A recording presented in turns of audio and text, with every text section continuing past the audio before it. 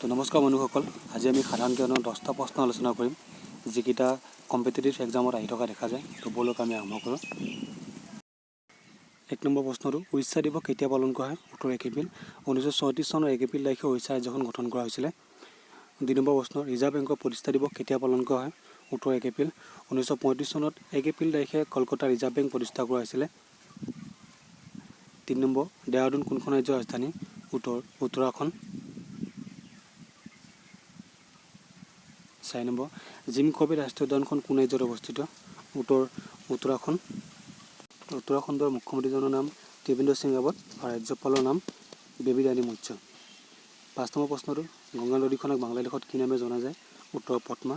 আৰু এই গংগা নদীখন উত্তৰাখণ্ড ৰাজ্যতে অৱস্থিত। 6 নম্বৰ প্ৰশ্নটো, যে ভাৰতৰ সৈতে কিমানখন দেশৰ সমূহীয়া আন্তৰ্জাতিক সীমাৰেখা আছে? উত্তৰ 7খন। এই 7খন দেশৰ নাম আপোনালোকে কমেণ্ট কৰি জনাব কোনকেইখন দেশৰ সৈতে ভাৰতে নিজৰ সীমা শ্বেয়াৰ কৰিছে।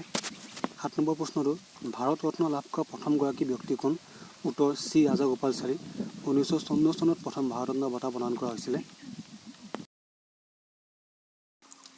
8 নম্বৰ প্ৰশ্নটো, ডিস্কভাৰী অফ ইণ্ডিয়া গ্ৰন্থখনৰ লেখক কোন? উত্তৰ জৱাহৰলাল নেহৰু। 9 নম্বৰ, ভাৰতৰ কোন ৰাজ্যক পঞ্চনদীৰ দেশ বোলে? উত্তৰ পঞ্জাৱ।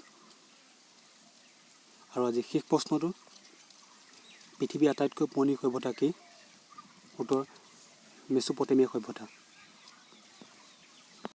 যদি ভিডিঅ'টো ভাল লাগিলে তেন্তে লাইক কৰিব, কমেণ্ট কৰিব আৰু চেনেলটো ছাবস্ক্ৰাইব কৰিব।